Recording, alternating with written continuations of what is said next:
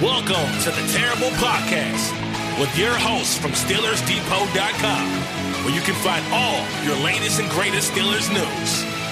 It's Dave Bryan and Alex Kozora, always lit, talking Steelers. And now, here's Dave and Alex.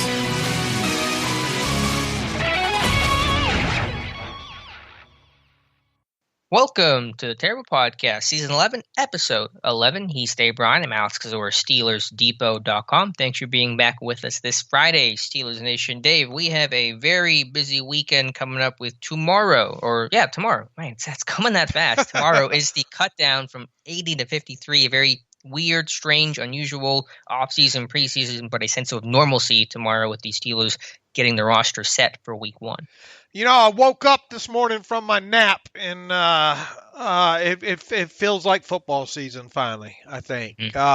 Today is obviously the final, what's being termed, I guess, the final day of Steelers training camp. It really hasn't felt like training camp because you haven't left the house, but you know, we take what we could get there, and obviously the NFL season, the cut down date is Saturday at 4 o'clock, so we'll have the 53-man roster set by then. The practice squad will soon follow. We'll see if there's any juggling of the roster within the Week 1 time and all like that. But this same time next week, Alex, we'll have one NFL game in the books by then too. So yeah, it's a great time to be alive. I'm super excited, and boy, we've got a lot to get to in today's show, don't we?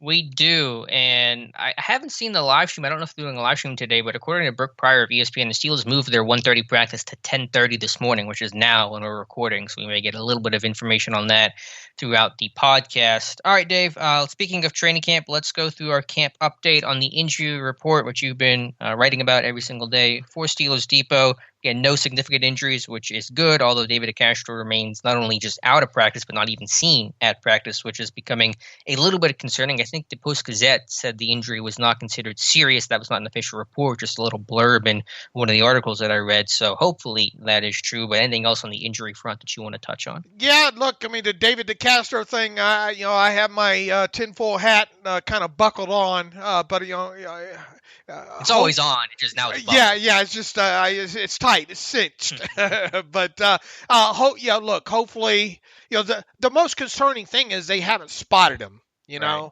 So that leads if he's not healthy enough to stand around out there, that's kind of some concern, I would think. So obviously, hopefully that blurb, from the PPG winds up being true there, and it is minor, and he is ready to go for the start of the regular season.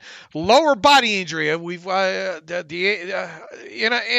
become the NHL, I guess, all of a sudden here, and that's the other concern is why can't Tomlin be a little bit more specific there. But with that, I'll unbuckle this so I can get this podcast done and all like that. It's kind of hard to talk with a very cinch tight tinfoil hat on. Cameron Sutton apparently rode the stationary bike during the Thursday practice. That injury is not believed to be serious there. Marquise Pouncey reportedly had a veteran day off. Weird that Chase Claypool had sat out the Thursday session undisclosed. To be interested to see if he's able to go. This is a guy that hasn't missed anything. That might be the first negative thing about Chase Claypool since training camp got underway. The fact that he didn't practice there.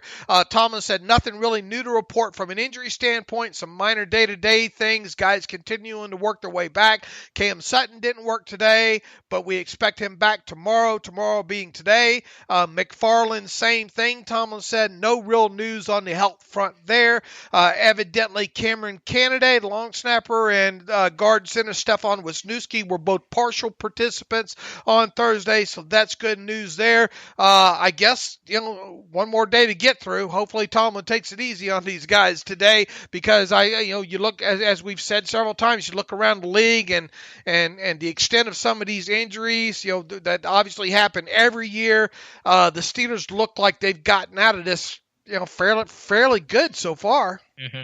Absolutely. And Tomlin spoke about that. We'll talk about that interview a little bit later in the show. And also, I should mention that we'll have our friend John Eisenberg on the show a little bit later, writer for Ravens.com, to preview Baltimore as we kind of go on our AFC North tour before the season begins. But yeah, Tomlin talked about really good conditioning and guys showing up in shape and answering the bell. And of course, with lack of an offseason, lack of OTAs, you just didn't quite know how some of those guys would show up, especially the rookies and new faces, guys who have not been through the program in the ringer before. But that is certainly part of it, to avoid some of those soft tissue injuries that can really be lingering in a terrible way to start the season. So good news on the injury front for the Steelers.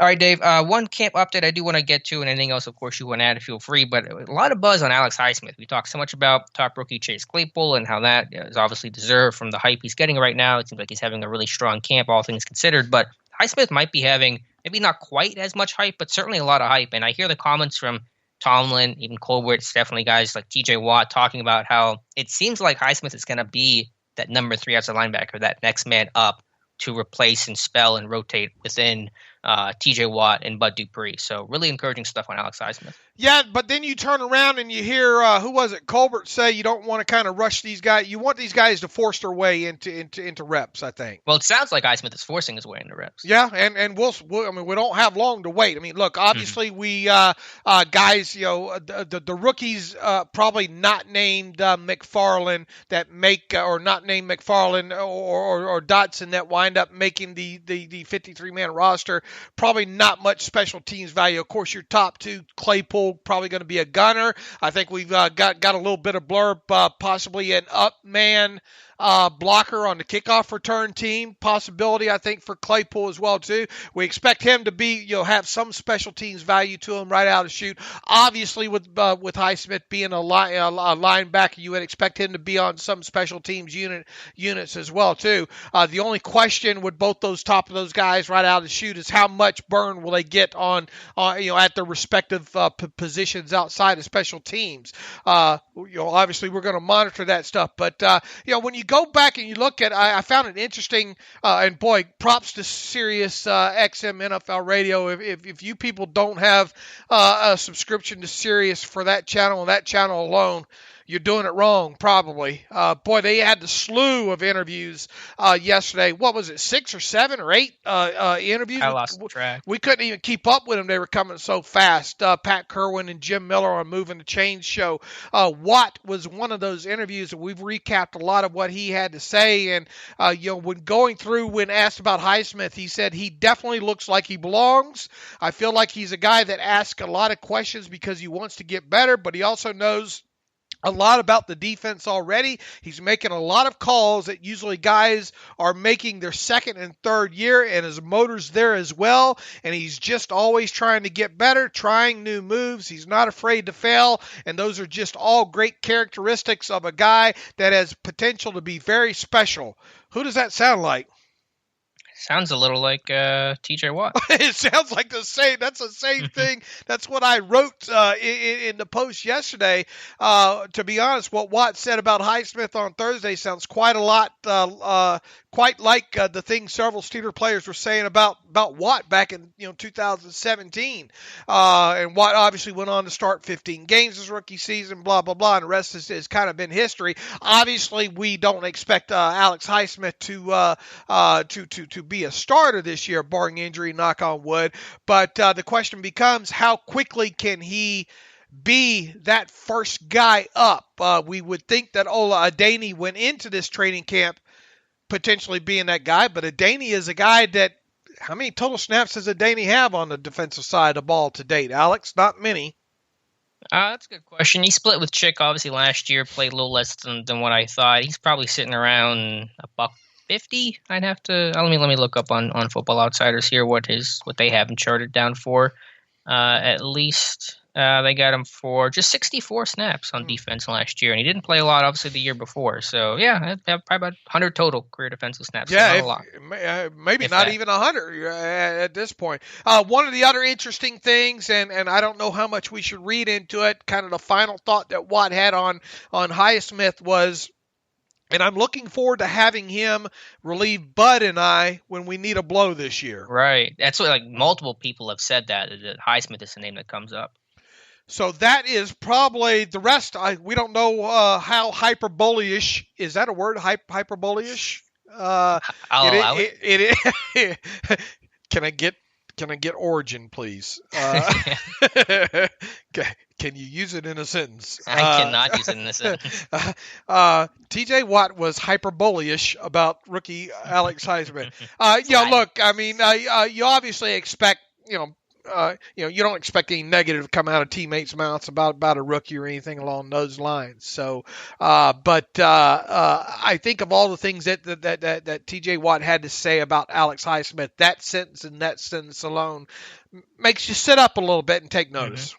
Yeah, it did for me. And so I think that Highsmith is going to play more and have a better chance to rotate as that number 3 outside linebacker. I think the odds of that are much greater than where I personally was heading into training camp. And I've said this for a while now, that I do think he's got a great football IQ, that he has got a lot of pass rush moves, he's got a good pass rush plan, and those things certainly help combat all the time loss, which is still a factor, of course. But if you're only playing maybe 10 or 15-ish snaps behind Watt and Dupree, then maybe you can live with that as a rookie that's still trying to catch up for lost time. And obviously, too, as we've talked, it'd be great to find out as much as you possibly can in obviously perfect scenarios, meaning both Watt and Dupree stay healthy. Find out as much as you possibly can about Highsmith throughout his rookie season, because Dupree more than likely almost guaranteed to be gone after this season. You'd like to know whether or not maybe you need to address that position next year, even though they might anyway, because being down one edge rusher there anyway. But that's one of the things that, look, if he can hit the ground running right out of the chute in week 1 and get 5, 6, 7 defensive snaps, man, that's 5, 6, 7 more defensive snaps, and I thought he would get right out of the chute based on this truncated offseason and all like that. So he definitely would be ahead of the curve. So obviously be one of the things that we'll be monitoring, when we chart and watch the games. Mm-hmm. We will. Anything else from camp in terms of player performance or anything else, St. Vincent, Heinz Field related that you want to touch on? I guess more than anything, who are the guys that we haven't heard about that we thought we might hear about? And is this just a sign of, well, there's nothing good or bad to report, or is it just, the people that are there focused in on the stars, don't know what to look at, don't pay attention when the second or third team, all the stuff that you provide us, that respond. The Tuzar skippers, the, I don't know. Help me name some. I haven't heard much on Justin Lane. Justin Lane is another one. Who else is? We obviously got really Isaiah Buggs. I mean, outside of what Tomlin said yesterday, we haven't really heard a lot about him, right? Mm-hmm. Even on Mason Rudolph, I still haven't heard a lot on Rudolph this camp.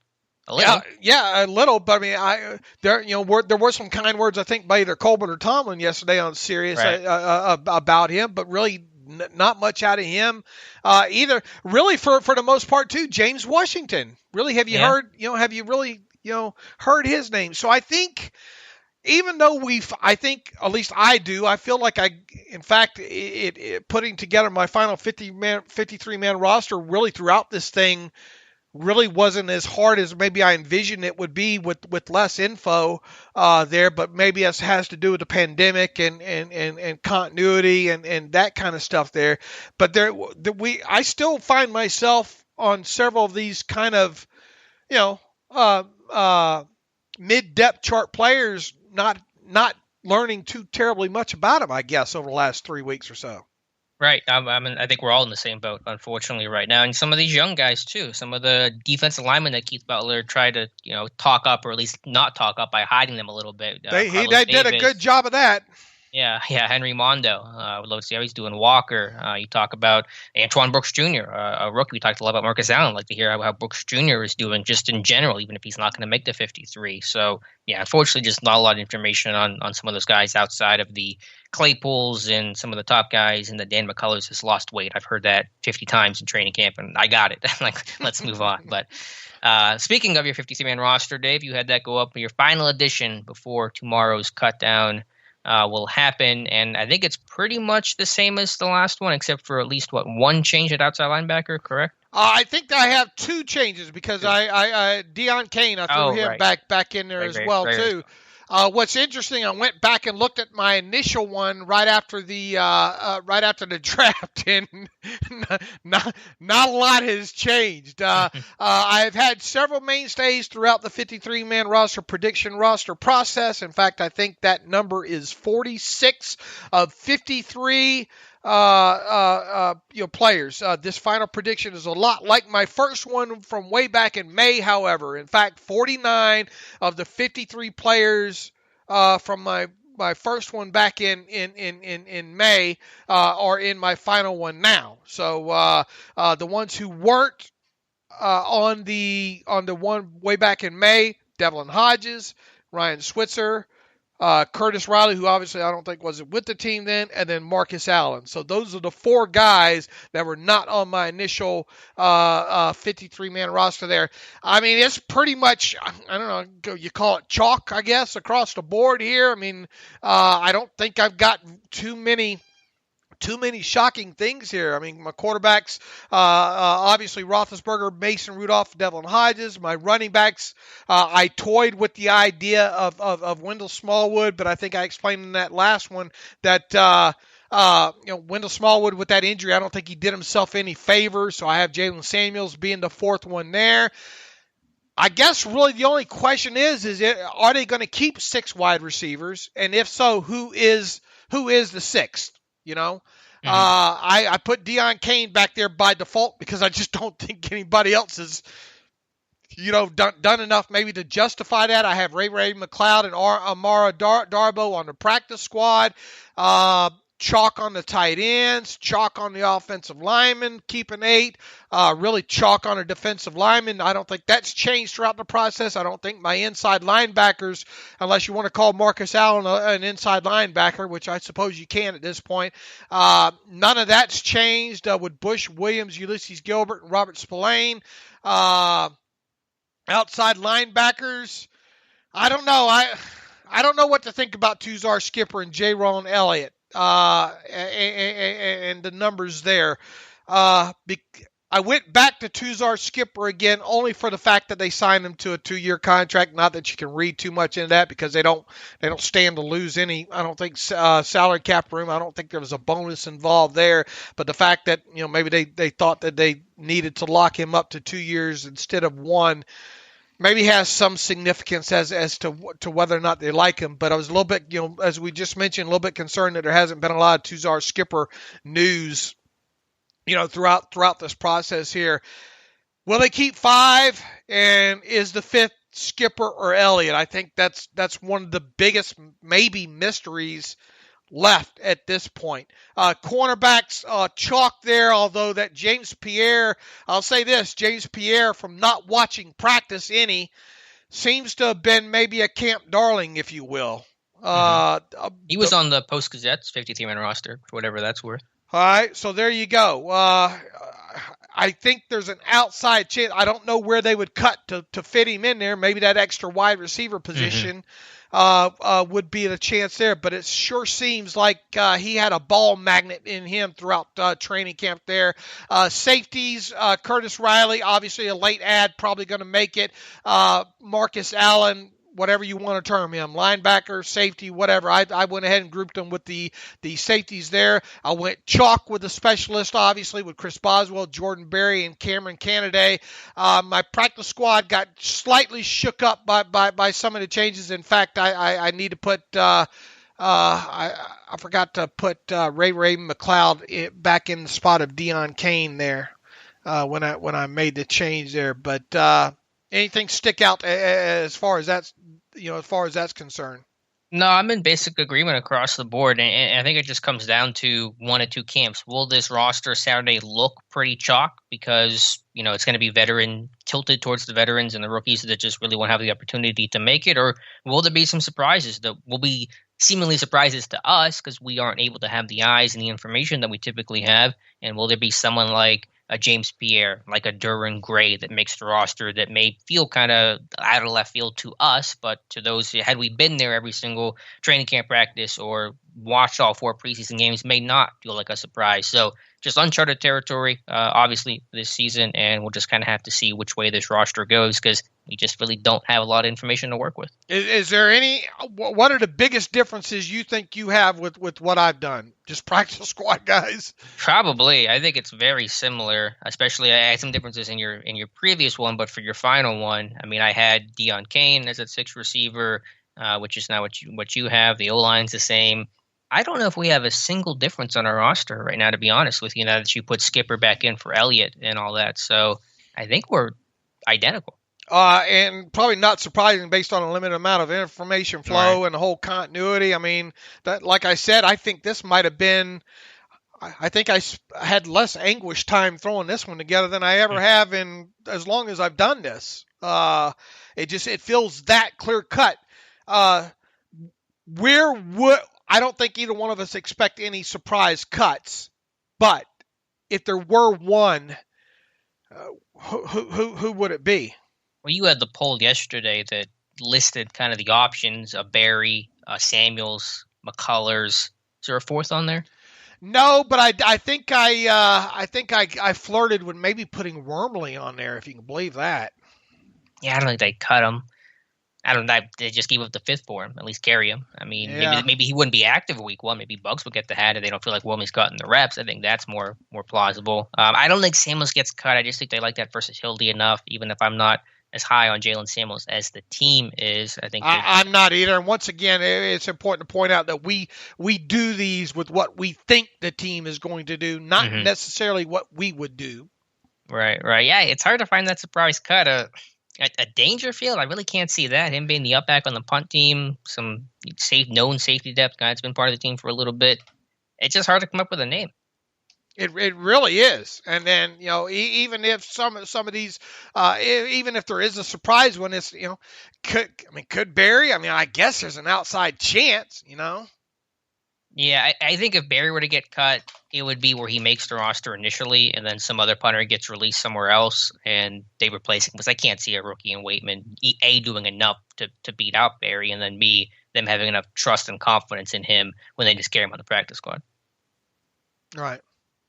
All right, so that is the roster prediction. Again, we'll find out in just over 24 hours to see how right we were. And before we get to all the serious interviews yesterday, I want to get you fired up here, Dave. I want to get you pretty mad here.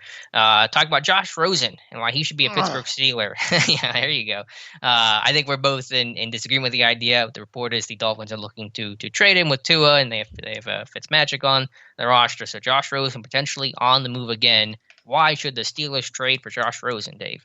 I'm just making it. Look, getting a lot of questions about this. I don't see where there's the huge upgrade over a guy that you already know in Mason Rudolph for starters. And no, Mason Rudolph is not going to the Pro Football Hall of Fame, as far as I can tell, just yet.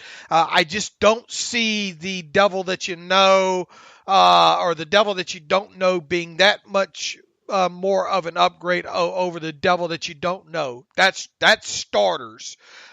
Second, when you look at if they were to actually trade for him, the contract that comes along with him, Rosen under contract through the 2021 season, I think there's a lot of guaranteed money in that as well too. And really the thing I think that sticks out is a training camp bonus next year, third year of training camp in 2021 of over $2 million. Right now, Josh Rosen, if you assume that contract, I think it comes with a cap hit of $3 million. That might as well be $3 billion as far as the Steelers are concerned. They don't have. We're already talking about a cap crunch team, and now you want to add on a couple of $1 million in cap space for a potentially number 3 quarterback, or at best a backup quarterback. If you want the biggest deterrent of all, throw out throw out the tape evaluation and whether or not he's better than Rudolph, the fact that a developmental guy, a number 2, number 3 guy with that kind of price tag versus the kind of cap crunch that this team is going to be in, that's enough of a reason to think that the Steelers aren't going to trade for him. Now, if you want to come to me and let's say they can't find a trade candidate and they release him and the Steelers can get him to sign for the minimum, that's a whole different can of worms at that point, because then he can become your new Paxton Lynch, if there is such a thing, at that point.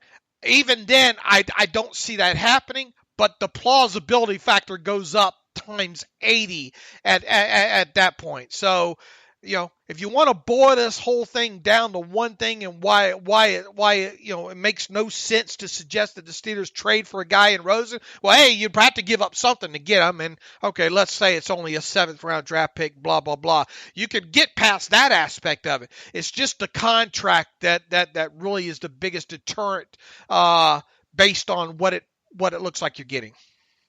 Yeah, I don't see the interest. I mean, it's a young, struggling quarterback that be added to a room full of young, struggling quarterbacks. I think it's a lateral move, and what are you accomplishing there? And if he's a free agent, it's a different story. But yeah, I have no interest in really making a play for Josh Rosen. And I get he's been in horrible situations. He's got 7 offensive coordinators, but you come to Pittsburgh, that makes it 8. I mean, it's a better situation, more stability. He's not being pressed in action the way he was in Arizona and Miami. But still, Mason Rudolph was in a bad situation last year. You can call Rosen's worse. That's fine. Either way, they were both bad. And I think this team, again, wants to see what they have in Mason Rudolph. And Rosen, I mean, he would come in this year to be, the number 3, because he's not going to compete for backup duties. He's just getting here. The season's about to start, and then he's going into his last year of his contract next season. So I don't see what the point is. I don't see what the potential upgrade is. I certainly don't see what the upgrade now would be. I don't think it would be an upgrade. So just don't have that interest in. And again, I get bad situations, but man, these teams get Josh Rosen, they have him for a year and they want to trade him. That's a red flag in my book.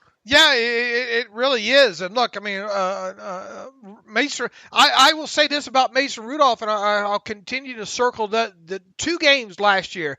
Obviously the game against the Browns. Interesting to see how that plays out. Go back and look at the surrounding cast that he had in that game. Okay, and then obviously he didn't make some good decisions in that game either as the game went on. I really wonder how that game changed. But more than anything, I think the biggest indictment still, in my opinion, on Mason Rudolph last season, the biggest single indictment on him was how he played in the first half and a couple of plays of that game against the Bengals. That, to me, was the biggest indictment on him. Now, obviously, he had a lot take place at the end of that Browns game. I mean, that's a lot for the kid to overcome from a mental aspect, not only a poor game, but getting bopped over the head and being called a racist and all like that. That's a lot to overcome. But to me, that was the biggest indictment of him, was that game. Quarterback to quarterback comparison, I'd much rather stick with Rudolph over Rosen at this point to let it play out. And look, when we get into next offseason, this same time next offseason, it might get to the point where we're saying, does it really matter? Because there's a good chance that Ben Roethlisberger has signed an extension by this time next year, and we're looking at Mason Rudolph really being in the final year of his rookie contract, and thus probably flying the coop after 2021, whether he's out of football or winds up with anybody else as a free agent. So, from the it just doesn't matter category, I think we could be in that realm. But right now, from where I'm at and from what I've studied on Rosen so far, I'd much rather roll with Rudolph right now in 2020 anyway. If you want to make the argument that this team, and many people have, that this team should have brought or should still bring in a veteran, established quarterback with a somewhat successful NFL track record, that's an argument I can listen to. We know it's not going to happen based on what this team has done or not done by not adding anyone to the group, but that is at least, I think, a valid point to make. Adding a Josh Rosen, who's in a very similar boat as a guy like Mason Rudolph, I don't see what the point of it is. I'd rather just have Rudolph, who's in your system, knows your system. Let's give him the chance a year two. Let's see how he does. So to bring in a guy like Rosen in a very similar career situation as Rudolph just seems pointless. It really does. And look, the only way we're going to rear view mirror the decision at quarterback is if something happens to Ben and if any one of the backups have to play considerable time, and if so, how do the Steelers get out of those games? You know, that's the only way. Look, I mean, there's no sense crying out. This team had zero cap. There's no way, and we knew right from the get-go that this team was not going to go after any veteran quarterback. I mean, they could have. If they really wanted to, they could have. They could have, but I knew that they weren't. We knew that they weren't. But you mentioned the cap, and I don't want to blame the cap all on that. Right, but I mean, they would have had to get one of these guys to sign a 2-year deal in typical Tomlin fashion, or find a veteran out there willing to take a minimum salary benefit deal for 1 year. Sure. That's the only way that was going to happen. You know, and based on what they had said coming out of the season about Rudolph, there was just, I mean, I would have bet you good money that that it played out exactly the way it played out. Now, whether or not it's the right decision, there's only one way we're going to find out, and it's a negative way to find out, you know. Right. Meaning that Ben would have to go down. Right, or just, suck it, really bad there. But that's the only way we're going to find out. So, I mean, the armchair analysis, the Steelers shoulda, woulda, coulda, none of that matters unless it gets into a situation where one of these guys has to play a considerable amount of time. And then yeah, I mean, obviously you're going to armchair quarterback that decision to death. And if a guy like Rudolph has to play and he does well and he wins, then they made the right decision. If he comes in and they lose and it costs them and they don't make the playoffs, well, then obviously, it'll be looked on as well. That's where Kevin Colbert, that might be, it might be the final bad decision that Kevin Colbert made. Right. So we'll see. But don't expect Josh Rosen to get traded to Pittsburgh, nor do either of us have any sort of interest. All right, I'll get off of that. Where are you on Rosen's film? He's bad. Now, I think since I saw the tweet yesterday, someone made the point that two things can be true. He's in a bad situation, and he's a bad quarterback. Like, both can be true. It doesn't have to be one or the other. I think that's the case for Josh Rosen. And again, every team that has him, that all recognize that he was in a bad situation. Arizona did, Miami did. Immediately go out and get other quarterbacks. Immediately want to trade him after having him for a year. And that, I think, is a red flag when it comes to evaluating Josh Rosen. Okay. All right, Dave. I want to talk about what about Adrian Peterson? I did get someone asking me about AP. I've already had like 4 people I think ask me about. Look, there's no sign. I mean, even for the minimum, there's no sign that such a thing is going to happen, and there's no sign that Clinton Dix is would be more plausible if he were to agree to a minimum signing, a benefit contract 1 year for the minimum. But a guy like him, in my opinion, is best served to if he can't get more than the minimum right now, he's best served to sit on the sideline and wait for somebody to get hurt, and then sign and make a little bit more money where he can go right in to possibly being a starter situation. If the Steelers sign him to a minimum salary, a minimum benefit deal, he would be a backup, A, and B, he doesn't really have much special teams value from what I ran through yesterday real quick there. So, I mean, would he be an upgrade over a Curtis Riley? Yeah, probably. But could you get him for the Curtis Riley price? I doubt it. He's not a physical enough safety for the Steelers defense. I mean, Riley, for his tackling warts, does at least have a desire to be physical. And Clinton Dix just has a reputation of being a relatively soft guy who doesn't really put his face in the fan. So I think just schematically, fit-wise, what this team looks for in evaluating safeties, he's not even a fit. There you go.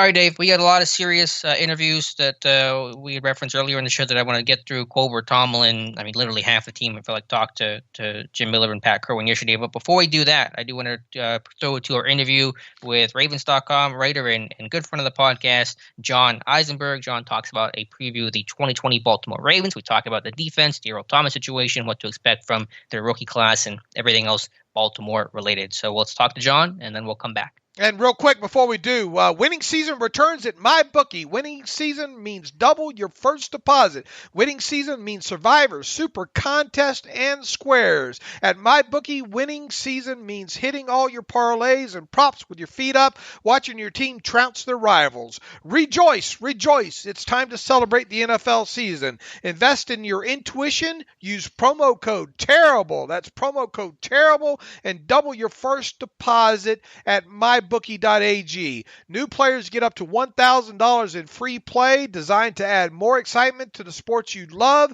and the games you bet. From live betting to championship futures, every play you want to make is waiting at MyBookie. It's simple. Make your picks, win big, collect your cash. Use promo code TERRIBLE and double your first deposit. Your winning season begins today only at MyBookie.ag. Okay, welcome back to the Terrible Podcast, and as promised on this Friday show with the start of the 2020 NFL season now right around the corner, we're going to be taking a look and touching base with beat writers from the three other teams in the AFC North. We're going to start that quick mini tour off with our buddy John Eisenberg, who covers the Baltimore Ravens for BaltimoreRavens.com, has so for a while, an esteemed author with several football books that should be in your own home library as well too. He's the guest of the Terrible Podcast that's been on the most over the years as well too. And boy, do we have a lot to catch up with him on this podcast. John Eisenberg, welcome him back to the show. John, thanks for being with us again on the Terrible Podcast. My pleasure. Glad we have something to talk about. I am too, boy. It's been a while. A lot. The world has changed tremendously, I think, since the last time we obviously had you on there. So with that, look, I mean, everybody understands what's going on with the pandemic and should know where the NFL is in this thing. And it looks like the regular season is going to get underway. Why don't we just start with like a 30,000-foot look at the Baltimore Ravens, what kind of has transpired with the comings and goings with the team this year to start with?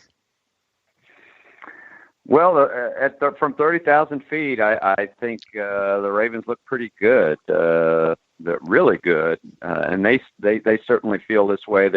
They believe they're one of the best teams in the league. I think most analysts agree with that.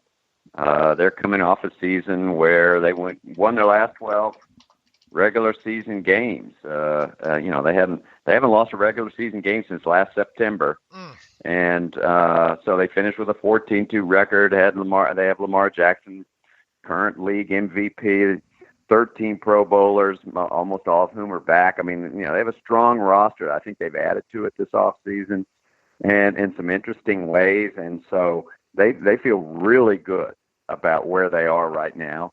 Having said that, of course, they got knocked out of the playoffs in their first, as the number one seed, laid an egg at home, and that haunts them a little bit. And so, their whole goal is to get back to the playoffs and change that story. And it'll be interesting to see, provided they get the opportunity to play a regular season, how it unfolds for them. But they feel pretty good about where they are. Who are some of the key free agents that are coming in that look like they will stick? Well, the biggest move, they've made most of their moves on defense, because it was the defense when they did get beat last year, and especially in the playoffs to the Titans. It was a running game. Sort of their front seven was shown to be somewhat vulnerable. Even though I think they were like fifth in the league in run defense last year, the average yards per carry was the highest in franchise history. This is a franchise that for as long as it's been here practically is proud of its ability to stop the run. Going back to when Rex Ryan was the defensive coordinator here, that's how they played football. Stop the run and go from there. sort of let them down a little bit last year. So they've really gone after switching that around. And the biggest move they made in free agency, well, it was actually a trade. So it wasn't free agency, but they went out and got Calais Campbell from Jacksonville. Jacksonville seems to be unloading almost all their players of quality, and the Ravens spotted they were one of the first ones to spot that, and they just gave up a 5th-round draft pick to get Calais Campbell, who was in the Pro Bowl last year. Pro Football Focus said he was the number 1 run defender, and the NFL rated him as that. So even though he just turned 34, still a really good, just big mountain out there, on the left side of your defensive edge, and so they're really excited about that. That moves Brandon Williams a little back over to nose tackle where he was early in his career. Really, really strong there. And then they went out and got Derek Wolfe from the Broncos to play that right end, more or less position. So it's a whole new defensive front there, and we can get into the linebackers in a minute. But they really feel like they've fortified that rush defense. That was their number 1 goal, as it turned out, was to improve that, and that's the additions of Wolfe and Campbell are really the key there. Well, John, let me take you to the linebackers. Obviously, you guys go out there and draft Patrick Queen in the first round, rookie at LSU. Would you, in a sense, compare him to the impact that Devin Bush made for the Pittsburgh Steelers, kind of that missing off-ball piece? Because I know at inside linebacker last year, you guys were a mess, adding in L.J. Fort, Josh Bynes. Is Queen going to start right away? What kind of impact can he have, especially with all the time missed? Well, certainly the time missed is a factor that all these teams are dealing with their rookies, and who knows how that'll play out. I mean, no OTAs, no preseason games, so they've never really, all they've had is training camp. They've just hit their teammates. So we'll see how it goes, but the Ravens are very optimistic about Queen. Just from what they've seen in training camp, they feel like he's exactly what they hoped he would be and what they wanted, and that is very agile, fast, sort of prototypical modern NFL inside linebacker, really strong against the run, good against the run, really good against the pass. And, he may be a 3-down guy for them. They've sort of moved out of the 3-down linebacker mode lately and put in a lot of defensive backs. Wink Martindale, the defensive coordinator, is a big believer in, and other teams are going to this too, mixing and matching packages, which sometimes takes the linebackers off the field. But I think Queen's going to be on there. And it wouldn't shock me to see him lead the team in tackles this year. That's sort of how they're set up, and they feel he's really ready to go. Is he expected to start week 1? Absolutely. He will start. He will start. Will he wear the green dot or no? No, he will not wear the green dot. The green dot is Chuck Clark, the safety. They when Tony Jefferson went down last year, they put in Clark, and immediately the defense got better. Clark is a very cerebral, smart guy, a playmaker, good tackler, and they gave him the green dot, and the defense played a lot better with Clark in there instead of Jefferson, who's no longer on the team, of course. And so it's Clark, and I mean, we had the whole saga with Earl Thomas, so it's Clark and Deshaun Elliott now at safety. Yeah, John, I was going to address the elephant in the room. They've talked about comings and goings, and Earl Thomas is gone. And so just take us through that whole saga, all the things that led up to it. I'm sure it wasn't just one incident. What were the reasons why he was released? How was the locker room reacted to that news? And then I assume Chuck Clark's going to be partly responsible for replacing him. How will he do taking on that expanded role? Well, I don't know that Chuck's going to replace him so much. It's Deshaun Elliott, a third. He's a third-year player, University of Texas. An interesting player, and I'll get to Earl in a minute, but Deshaun, the one who's there now, was a first-team All-American as a junior at Texas.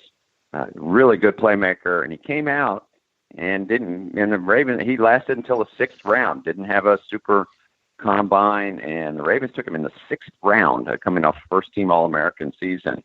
And he's had some injuries his first couple of years, but they really think if he stays healthy, it's a big question with him. He has not stayed healthy. If he does, they feel like he's more than capable of handling the job. They will also may mix and match a little back there. They brought Jimmy Smith back this year, and Jimmy's lost about 12 pounds, one of the best cornerbacks over the last decade. And of course, he's been sort of replaced at cornerback by Marcus Peters and Marlon Humphrey. So Jimmy will be on the field. But it could be he could see some time at safety as well. But with Earl, they gave him a big contract last year, and he just, it's not like he played badly. He went to the Pro Bowl last year, but he didn't seem to be a good fit in the locker room. He made some comments that maybe the front office people didn't like so much, and in the press, and I don't know, his teammates. It was a surprise to me. He had some off-field issues during the off season, and it didn't seem to be fitting the way that the Ravens hoped it would off the field.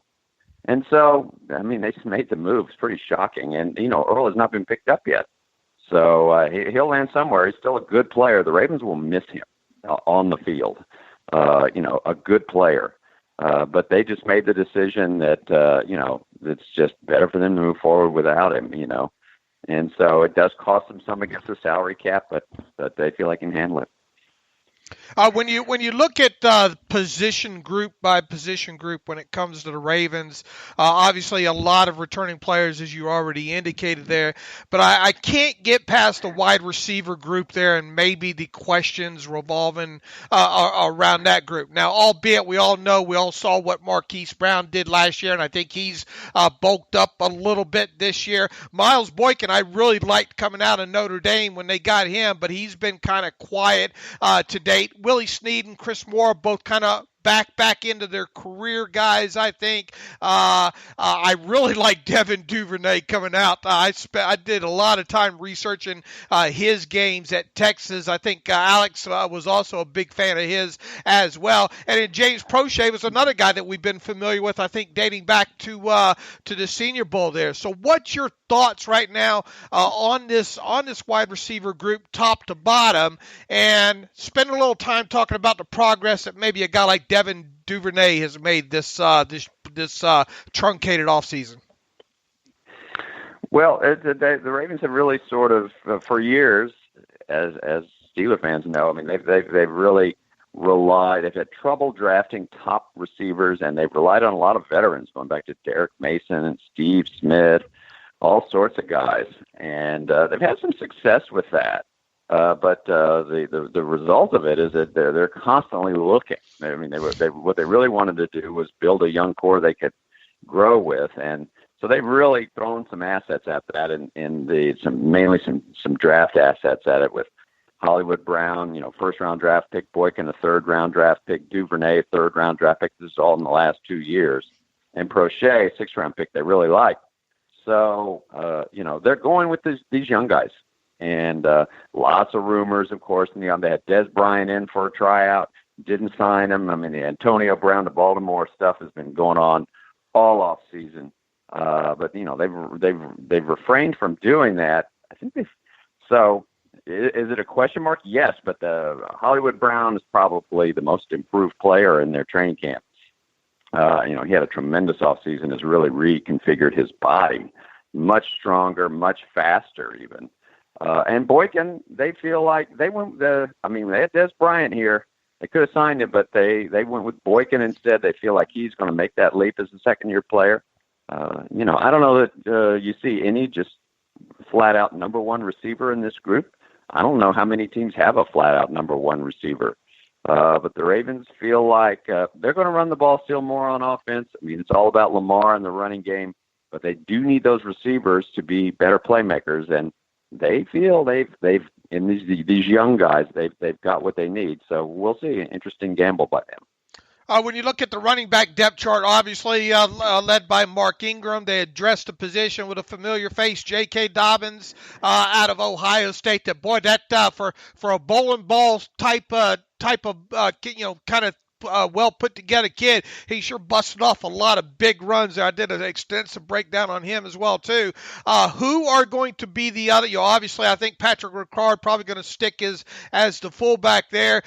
Justice Hill's another Oklahoma State product that I was a fan of. Who's going to stick on the depth chart behind Mark Ingram and J.K. Dobbins? Well, they're going to keep 4 running backs. Now Ricard's a fullback, a tight end. He's all over the map. I'm just talking about the ball carriers, right? Because you didn't mention Gus Edwards, who is right. Has he led the team in rushing as a rookie, had 700 yards as a number 2 running back last year. Just a straight ahead guy. So they really have 4 backs if you include Justice Hill. They're going to keep them all. I don't think there's any doubt. And Dobbins, Gus, coming into the off season or into training camp, Gus has been the number 2 here, and Ingram has really responded to the challenge of them drafting Dobbins, who is his replacement at some point. Mm-hmm. He's in great shape, and he'll be the starter here still. He's the number 1. He was a Pro Bowl back last year, and he looks fresh. So and he's a proven contributor, producer. So what happens after that will be really interesting. Dobbins has been one of the best players in training camp. He will be on the field. They have to. I think they feel like he's catching the ball out of the backfield. He's running well. He's the future starting running back here. That's what they did with that draft pick. How Gus Edwards fits into all that, I don't know. He's a great short yardage guy and productive. 5.3 yards a carry last year. I think Justice Hill is going to get squeezed out a little bit by these other 3 guys. So it's really that's the best position group on the team. They're just loaded there, and really have more backs than they need. So, but it's a running team, and running backs get beat up. So they feel like, well, we just need to be ready with enough manpower. They do have it there. I was going to say they're and you've already hit on this. And I think it's pretty obvious that they're not in the business of probably fixing what is not broken, and that power running game with the 2 tight end sets, and obviously building off of the run and using those guys like Nick Boyle and Mark Andrews in the passing game. We expect to see a lot of that again mixed in with the Lamar Jackson athleticism, right? Yeah, I think so. They traded Hayden Hurst. It was just 2 years into his career, a first-round draft pick. Traded him to Atlanta. I think Hayden is going to do really well in Atlanta with Matt Ryan. He's going to catch a lot of passes.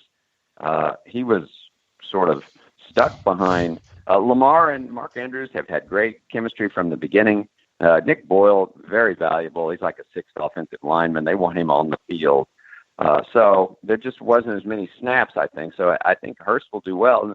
But they traded him for the pick that they used to take Dobbins. So I think that was a win-win, both teams there. But I think that's going to be more snaps. They need 3 tight ends, and that's one of the questions. Who's the 3rd tight end? They don't know yet. But I think you're going to see Andrews and Boyle on the field a little more, and what that really means is more catches for Andrews, who was just outstanding and really a matchup nightmare for a lot of teams, and you're going to see him on the field more. One of the old school, you don't see too many of them anymore. Those kind of old school tight ends that can really do it all. Really like Mark Andrews when he came out. Go ahead, Alex. John, I just wanted to circle back. I'm sure you probably don't want to field too many of these type of questions, but with the AB stuff you referenced earlier, is there any teeth to that? I know LeBar advocated for signing Antonio Brown. He'll be eligible Week 9 to play, I guess, free and clear for anyone in the NFL. Is there any chance this Ravens team could add AB at some point? I'd be surprised if it happens. I'll believe it when I see it. It's been discussed, ad nauseum here, and because that's what people like to talk about. We know.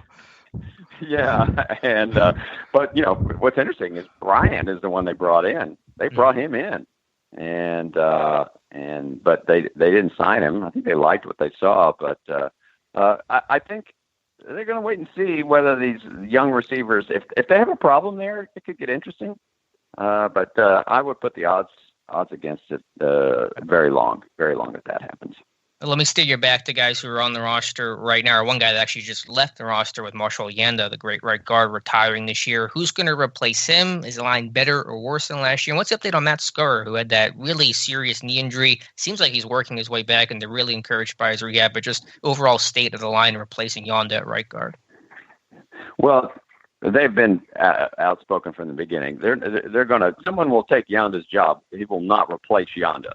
They're really going to miss Yanda. Yes. A future Hall of Famer more than likely.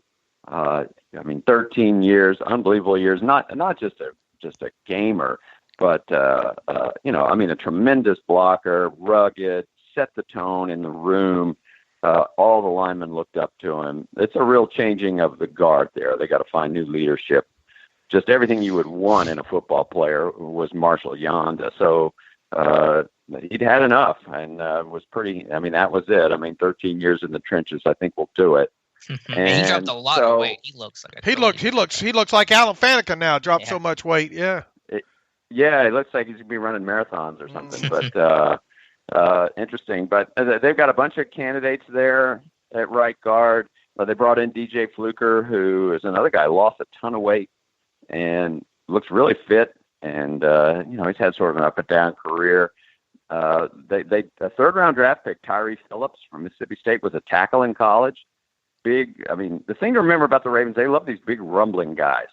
They don't go for the small, quick linemen, and Phillips fits that mold. I wouldn't be shocked to see him. And they also have they drafted Ben Bredeson, and they have last year's fourth round draft pick Ben Powers. All these guys, but I don't know, Fluker or Phillips. I think is well. They haven't decided, but it wouldn't shock me to see Phillips out there for opening day, which is quite something. A rookie who didn't even play guard in college, but a talented guy. But as far as center, it's Skur's job if he's ready.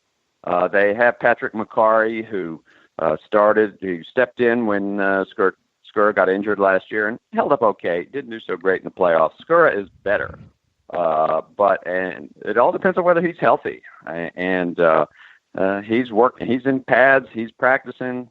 They feel pretty optimistic. It's a pretty amazing recovery. And that would be a big thing for this team if Matt Skura is ready to play center again, because he's a former undrafted free agent, but he's become a real nice piece for them, a good center, smart guy, and runs things up there. And they're really hopeful that they'll have him back pretty soon, if not week one, pretty soon. My last question, I'll turn it over to Dave to finish out the interview, but just of all the crazy things that have happened in 2020, maybe the craziest thing was the Pittsburgh Steelers and Baltimore Ravens making a trade. You don't see that too often. Chris Wormley coming over to Pittsburgh. What kind of intel can you give us on Chris Wormley? Because unfortunately for Pittsburgh, he's been hurt for a good bit of training camp. So what can we expect from Wormley in 2020? What? I agree with you. I was just shocked by that. we didn't see it coming. And also for that salary, $2-something million salary on a cap crunch team, that to inherit such a salary, that was another surprise on top of the deal itself.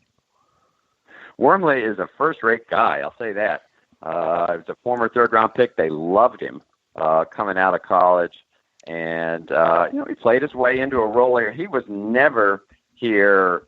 He was a starter last year on the team, and he held up the edge okay. And there's not a ton of Chris Wormley highlights over the time he was in Baltimore.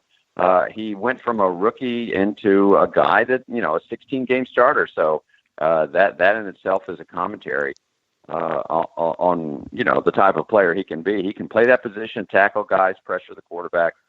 I did write that the fact that the Ravens were willing to trade him to the Steelers is something of a commentary. They must not think him, and they wouldn't trade anybody to the Steelers that they think is really going to come back and hurt them. So I don't know. If I were Wormley, I would use that as motivation. But anyway, he's a solid piece in there and just a first-rate person. And so I'm sorry to hear he's been hurt. So hopefully he'll get a shot and get out there. Boy, he had no issue. They just had him on a Zoom call yesterday or the day before. He had no issue pulling up the dates of the games in his head against the Ravens in 2020. So I think there's a little something there. Obviously, going to have those games circled, as you said.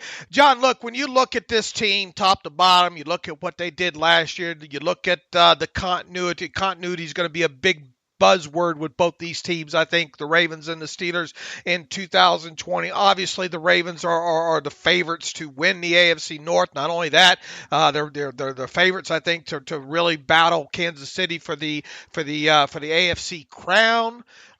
You won't find too many people that will disagree with that statement. So with all that glowing praise and all that, what are the top two or maybe three biggest concerns about this 2020 Ravens team? The biggest concerns, I would say, defensive coordinators around the league, they've had a year now. They're not going to get surprised by this anymore. The offense, as great as it was last year, does need to evolve. The passing game needs to. Lamar needs to, and this is a talking point here, spread the ball out a little bit more outside the hash marks. Almost all of his completions, not almost, but the majority of his completions were inside the hash marks to those tight ends, crossing routes. The passing game needs to evolve here and become more of a threat, which would, if teams are going to be packing it in against this running game, which if I suspect will happen, they have to be able to hurt. They have to be able to hurt opposing defenses when they do that. I mean, when they got behind they were barely behind last year, and so when they suddenly were 2 touchdowns down in that playoff game, it didn't feel good, and suddenly you called into question: do they have the passing game to catch up? The answer was no in the long run, and so that needs to evolve a little bit. That would be a question, and the other question, without a doubt, they've thrown a lot at that front seven on defense. I mean, and they've thrown draft picks, trades, free agent signings. They really went to lengths to fortify that group this year. They made the decision clearly after last season, not good enough there. So they've thrown a lot at it and brought in some pieces that all has to come together. And right off the bat, I think week 1, Cleveland Browns will be an excellent test. That's a really good running game there with Chubb. And they're going to come in here. They came in here to Baltimore last year and whipped the Ravens. And so it'll be interesting to see how this new with Calais Campbell and those guys, can they hold up against the run better this year? All right, what's your closing thoughts on this 2020 Ravens team? Obviously they're a team that you expect to compete for not only the AFC North crown, the AFC title as well too. Is this a Super Bowl winning team for the Ravens in 2020? It easily could be, yeah. I mean, I would say 2-word summation is as advertised. I think they're really good. All teams have questions. They got things to do. Sure helps to have Lamar. He's just a dynamic player. He's all football, dead serious. I mean, he comes in here. I mean, he's all about football. Great in the locker room as well as on the field. And they just have a winner there. And so, that I think helps you. That helps overcome a lot of shortcomings you might have. I just think it's a really strong team, and who knows what will happen in the playoffs. But that's going to be their that's where the season. After losing in the first 2 years of Lamar's career, he's 0-2 in the playoffs, and he really wants to erase that. So he's very motivated, but I do think they'll get there and have a shot at it. It's a very strong team. Do they split with the Steelers, or will they sweep the Steelers again? I would say a split. I mean, I think the Steelers are in a pretty good position. I mean, the Steelers finished 6 games behind the Ravens last year, and that's without Ben. And I always feel like the Steelers are pretty good at putting a quality winning team out there, a dangerous team. I think it'll be a much different story this year, the rivalry between those two. I think it'll be tough. And I would expect a split somehow. And how many wins for the Ravens in 2020 in the regular season? I would say 12 wins, 12 or 13, something like that. I think it's the schedule is not the hardest. Right. Same with Steelers, playing the divisions they're playing are not the hardest. So I think that leads to some wins. All right, I think we got enough intel. I think we can release them, Alex. You got. I think we can tag them and release them until like week 7 or 8, whenever the Steelers meet Ravens again. Alex, you got anything else for them before we turn them loose here? No, that's everything. Thank you as always for your time, John. John, how about tell people about that tremendous library of books that you've already written, and fill us in on if you got anything new coming down the pipe. Nothing new yet in terms of books, but I did a couple of years ago. I've mentioned it on here before. I did bring out a book called The League, really the history of the early NFL, focusing on 5 pioneering owners, the guys who basically carried the league through its tough early years when it really wasn't a thriving enterprise at all. And one of those 5 owners is Art Rooney Sr. There's tons of Steelers stuff in that book, and really fascinating, sort of their early years when they were struggling so badly, and what Art did and his role in the league, hierarchy, and so strong Pittsburgh influence in that. Came out in paperback last year, and it's, I must say, still selling strong. Seems to be one of those stories that readers can't get enough of. So The League, highly, for if you're happy football's here, give you a little bit of info about the NFL. Absolutely. It's a great book. I've read it. I think Alex may have read it already as well, too. Tell us about the podcast on BaltimoreRavens.com that you do. Yeah, I'm going to have year 2. Last year I started a storytelling podcast. The name of the podcast is What Happened to That Guy?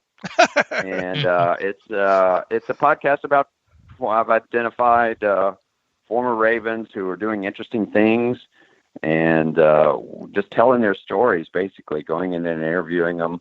Last year, one of them was an immigration attorney, Trevor Price. You may remember Trevor that played for them. He's extremely successful in Hollywood, writing scripts for Netflix. There's all this crazy stuff out there with some of these players, and I've got a new year this year with Kelly Gregg and Matt Stover and a bunch of other guys. Jason Brown, amazing story of a lineman who became a farmer. And so the name of the podcast, it comes out during the season every other week. What Happened to That Guy? All right, and we will be looking forward to what has happened with the Ravens within the first ahead of the Steelers playing the Ravens the first time they meet in 2020. John, we certainly appreciate the 30 minutes that you gave to us. I know it's a busy day with cut downs coming and all like that, and with the 2020 season starting. So appreciate the time that you've given us today, and we look forward to talking to you several weeks from now. My pleasure. Look forward to talking to you again. All right, welcome back. And as always, our special thanks to Mr. John Eisenberg. Be sure to follow him on Twitter at @BeMoreEisenberg. That's EISENBERG. And John, great friend of the show. He's been on for how many years now? Feels like a long time. Man, it feels like I know him, and I've never, obviously never met him face to face. He's been on so often, and just a great resource to have there. Real level-headed, really at a moment's notice will kind of drop what he does to be on the show, and I think too, I think he's got a good relationship with several Steelers fans on Twitter as well too. He says people treat him well, so make sure you hop on there if you're on Twitter and active at @BeMoreEisenberg, and let him know you heard him on the podcast and how much you appreciate every time he comes on and gives us. Today he gave us 30 minutes of his time, and on a busy Friday right before cut down, that says a lot about him. And check out his book, The League, and his podcast, Where Are They Now?, with some very good look-backs at previous Ravens players and their history and their story. All right, Dave, let's get into the just bevy of serious interviews. I don't even know where to begin. I don't think we're able to touch on every single interview, every single major piece of information we'll try to get to today. But Mike Tomlin, I think the biggest thing that struck me of all the interviews that happened yesterday was Mike Tomlin being very excited for some Benny Snell football. Ooh, is he? That kind of matches the excitement that you have about Benny Snell football that you wrote about several weeks there ago, and kind of a guy that we're talking about. Just really noticing the pictures of him showing up at training camp and making that second year jump just from a physical standpoint and all like that. But Mike Tomlin said, I think that Benny Snell has had an awesome camp. When is the last time you've heard those words? Awesome camp coming out of Mike Tomlin's mouth for a second year player. Tomlin has been a little sunnier this year, though. I'll give him that. All right. I think that Benny Snell has had an awesome camp as a second-year runner and kind of has shown signs of preparedness in that way, Tomlin said. So, look, I mean, I don't know how it can get any brighter when it comes to Benny Snell's future heading into his second season. Yeah, again, obviously, if James Conner stays healthy, he's not going to have the same career arc as Conner did his second year, but it is kind of feeling like, and we're not there to see it, but it does feel like Conner's second year, who was a totally different guy, more versatile guy, a quicker guy, dropped weight from his rookie season, and I think Snell kind of feels like he's on that path, and if Conner were to go down, unfortunately, we know his injury history, Snell is going to be the next man up. Steelers love themselves as a feature back, and I think Snell is capable of handling that kind of role. I sure would like to see him be the finisher this year. You know, get a good lead on guys, and obviously give Benny Snell a little bit of work spelling James Conner. Maybe a series or two. Early in the game, and then if you got a lead in that second half there, man, throw Benny Snell out there and let him do what he did at Kentucky. Just punish defenses, in late in games. Yeah, or he could be a kind of a goal line guy. If you go on a 8-play drive, 10-play drive, Conner's in for most of those snaps, you get down near the goal line, bring in fresh, wheels and Benny Snell. I mean, he may vulture James Conner for a couple of touchdowns this season. He definitely could. Look, I think if there's one thing that stuck out about his about his play as a rookie was his short yardage ability. With that, obviously that goes back to he was good at Kentucky in that area as well too. So, man, you every year you hear Mike Tomlin and the Steelers in general talk about these second-year players and the jumps that they're expected to make with the game slowing down and being more experienced, know what to expect, physical condition, yada yada, all the stuff that goes along with that. It certainly sounds like Benny Snell's made that jump. Another second-year player that the team has talked up yesterday was Devin Bush. Kevin Colbert was also talking with Sirius and says, quote, Devin Bush looks like a veteran. Last year he looked like a talented rookie trying to find his way to the cafeteria, to the locker room, the whole bit. Now he's one of the guys, and I think he could have a really special season. And Dave, we know that he's expected to be the 3-down linebacker. I'm pretty confident he will be wearing the green dot this season and really could come into his own in 2020. Healthy, experienced, a lot more comfortable. I don't know what more you can ask there. Another second-year guy that big things. Obviously, I mean, this guy could have 140 total tackles easily. I think if he stays healthy and plays in all the games this year. And when you're surrounded by the talent he's surrounded by, I mean, when you got Cam Hayward to it, taking up blockers in front, that's going to make life a lot easier on a guy like Devin Bush. So, yeah, I think, you talk about, the rare praise. How often does Kevin Colbert say someone could have a special season for a second-year guy? That might be a first for Kevin Colbert. So, really excited about Devin Bush in year two. What else from the interview yesterday, Dave, that you want to touch on? I think when Tomlin came out of kind of talking about Benny Snell, I think they had a little bit of blurb about Isaiah Buggs, right? Did he? I didn't catch that. Yeah, I think there was a little something in there. I don't have the exact quote in front of me on that. We obviously talked about T.J. Watt already and what he said about Alex Highsmith. So some good stuff there. What else caught our eye? Art Rooney II. I forget if it was a Sirius interview or the one on Steelers Nation Radio. Ben like arm strength, was it? What was the exact quote? I think it's basically saying Ben like arm strength, and Ben had talked about that and really how he feels his arm strength could be better because he doesn't have that pain in his arm, and it kind of will help him feel more confident with throwing the deep ball. So, again, all positive signs with Ben, and I think Rooney, I don't know what interview it came from, but Rooney did float the possible idea of extending Ben after the season. Yeah, and I think that was a sit-down he had with the media, with the various guys with the media to come out, the fact that open to it. Why wouldn't they say that? That sounds like something that Kevin Colbert would probably tell you as well, too.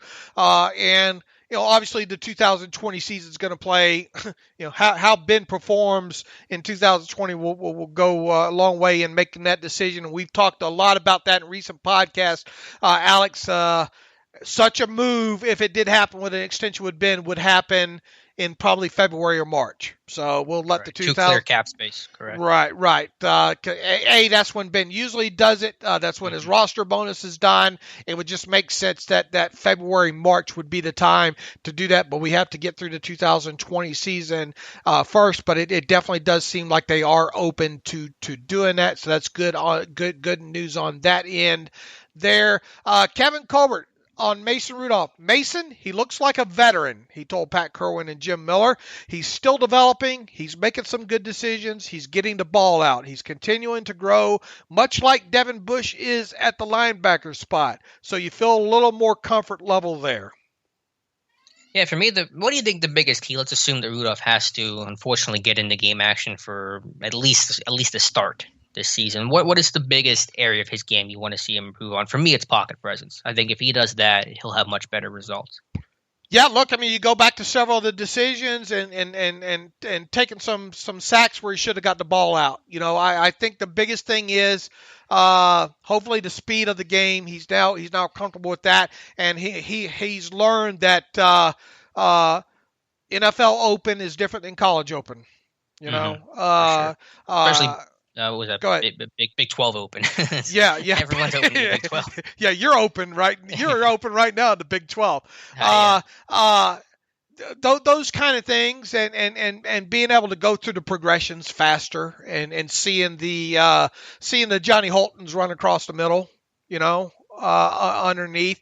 The old take what you're given aspect of it sometimes. And one of the things Ben talked about during his interviews recently was talking about how he's got to make, you know, he's got that arm strength back. Pat Kerwin approached Ben and said, look, I think going back a couple of years ago, you averaged 5 deep throws a game. And Ben joked that, well, that number we need to try to shoot for 7 per game. And you know me, I'm all about chicks dig the long ball, man. Yeah, so first play of the season. I'm all about that. But you know, Ben on a more serious note said, look, he's just got to make a more concerted effort to not force the football.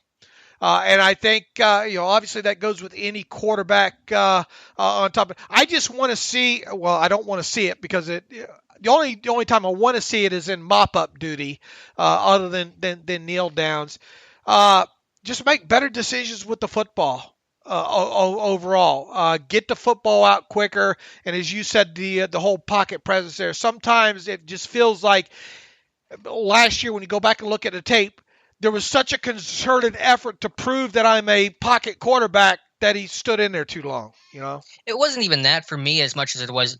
And this applies to both Rudolph and Hodges. They ran themselves into so much pressure last season. I mean, there were times where they had a clean pocket and they would work themselves into trouble, where they would feel perceived pressure and then actually run themselves into actual pressure. They got to trust their offensive line to do their job. And they ran themselves into so much pressure, so many sacks, forced off-platform throws, forced fumbles. I mean, just really bad outcomes. So if they can just have better footwork, better pocket presence, be able to have a better feel in the pocket, applies to both guys, but especially Rudolph, considering he's the backup. I think that's going to just provide a lot more comfort and a lot better positive outcomes.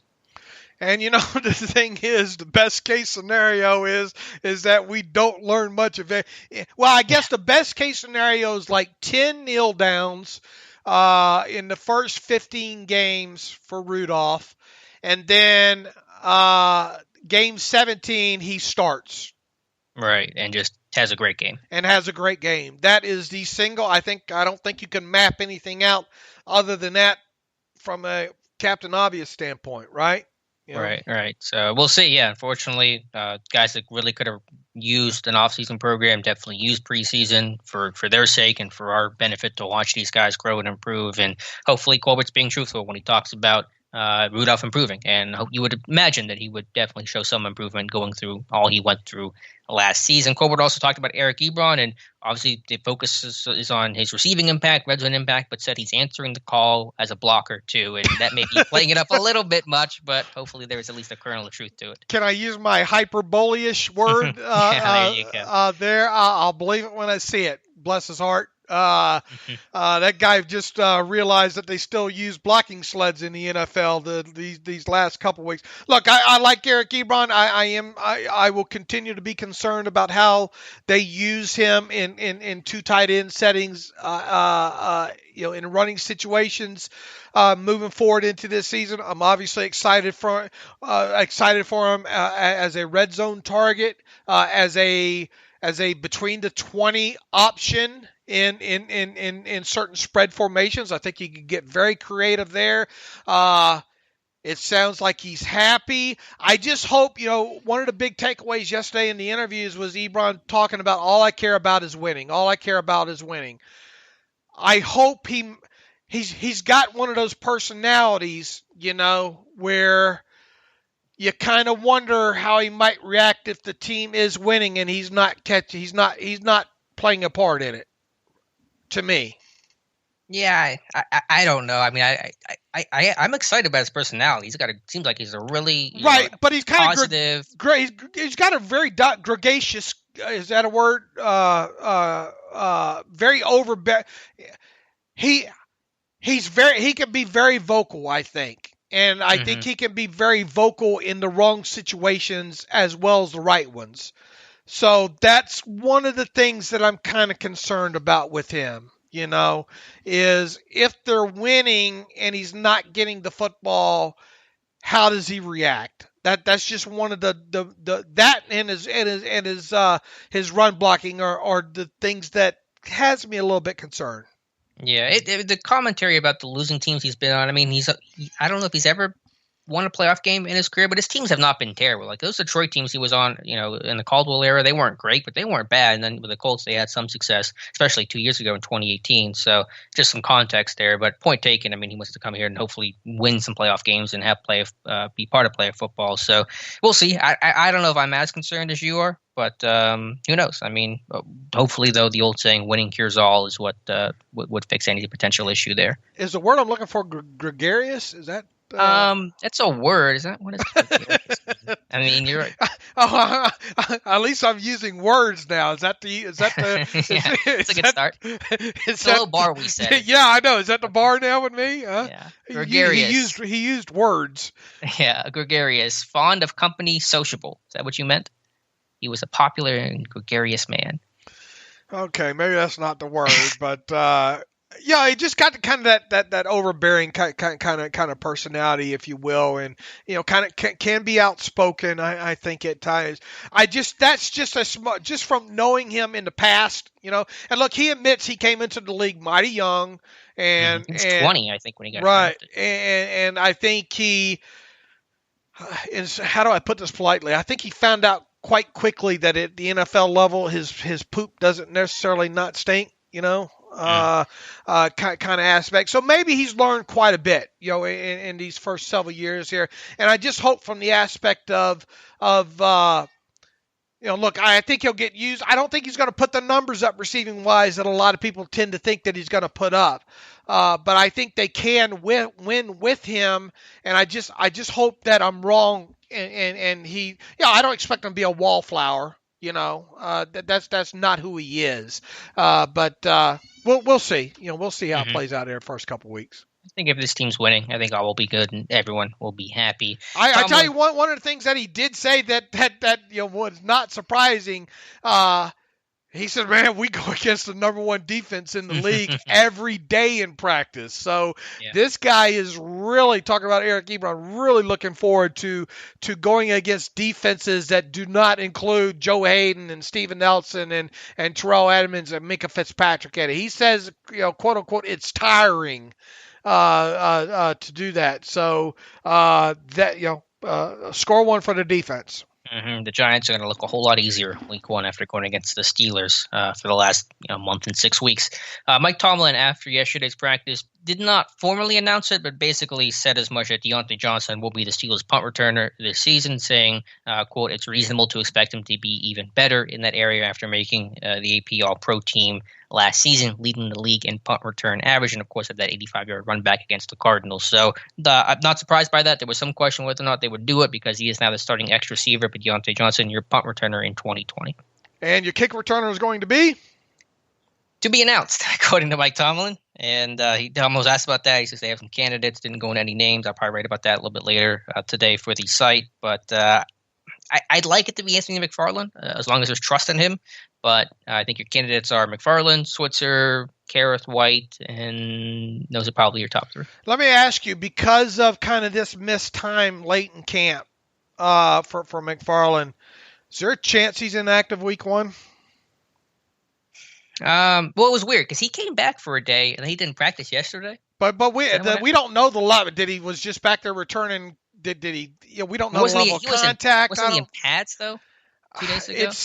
Because I have a picture of it. Now, obviously, I don't know how much he practiced. So, but the fact he's in pads, and then to not be dressed is a weird coming off protocol, concussion protocol. Yeah. To answer the question, yeah, there's a chance. I mean. But there's only 5 inactives this year, too, right? So I think you could go with a lineman or that's a linebacker. So I think it's more likely that all 4 running backs will be active. But I mean, true or false? He has to have special teams. Some special team snap ability in week 1 to be active. I mean, probably true. Yeah. Okay. Yeah, we'll see. But they've had a different kick returner every single year since 1994, and we'll see if that continues. Chew that bubble gum, Danny. With my one critique. With the mask on. With the mask on. Yeah, very socially conscious. Bubblegum chewing. All right, Dave, anything else from interviews you want to touch on? Yes, sir. Mike Tomlin praises formal answer to that. Jalen Samuels' versatility, his ability to do a variety of things at a relatively high level. What does that mean? Well, we know that Jalen Samuels is versatile, and they definitely like him as a receiver, and I think the numbers don't support necessarily what they think of him as a receiver, but there's no doubt. I mean, he is someone that's comfortable playing all over the formation, in the slot, out wide. You can kind of line him up anywhere. And he's got a little special teams value. It's not great, but he does log some snaps out there on the pump block team, on the kick return team as a blocker. So, when you wear all those hats as a number 4 running back, probably going to make the roster. Yeah, that's where I was going. It's hard now to I bounced him off for a little while there, but it's hard to vote against him now, right? Especially in the context of him as a receiver, because Snell, I think, has good hands, but it's not known as a receiver. McFarland has a limited receiving resume at Maryland. Connor, of course, can move around, catch the football, but they do like to have that as a third down option, 2-minute drill type option, as somebody that is, in their eyes at least, an accomplished receiver. And so that's probably enough to get him the edge over a Kareth White or a Wendell Smallwood. Minkah Fitzpatrick seems to be in awe of something. Ben Roethlisberger's pump fake. And yeah, I think, is it TJ Watts needling Minkah saying, don't say that stuff about Ben, because then he does it in practice to show us up and makes our life a little bit harder. In so many words, he said, you guys aren't going to catch me. I ain't going to talk bad about Ben, because Minkah did it the other day, and he said 7 came out and was I forget the exact word, dealing, or I forget what he said. But 7 tore him up the other day, evidently in practice, from my understanding there. Like a fun camp. It really has. Even if it's not being there, you just kind of feel his atmosphere is pretty jovial. Yeah. Art Rooney II really praising the attitude. Really likes the roster and the way this team sits heading into the regular season. Marquise Pouncey talking about the reason why. The seriousness of that knee injury. There was a meniscus that he chose against having surgery against. So I guess not that it matters now, going back and wiping up the milk from late last season. I guess if the Steelers would have snuck into the playoffs, Marquise wasn't going to play. No, but I remember Tuitt saying he might have tried to come back for the playoffs had they made it. I don't know how true that was, but... Chris Wormley's really excited to be able to learn from Cam and Tuitt. I'll be really excited if Wormley can it looks like he has finally string together some practices there.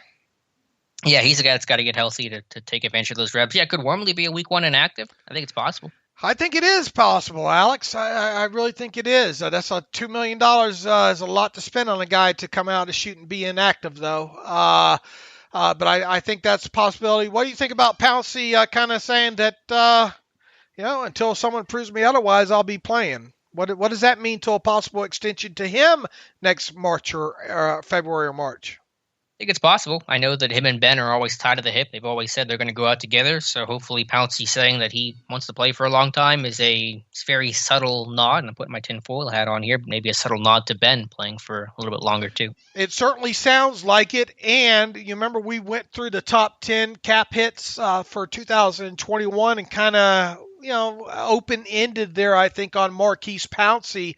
Obviously, if they did work out an extension with him, you would think it'd be close to what the kid and the Colts just got yesterday. Ryan Kelly is the new highest paid center, so you could see the thing is Ryan Kelly now being the highest paid center, his new money average isn't that much more than what Pouncey's making now.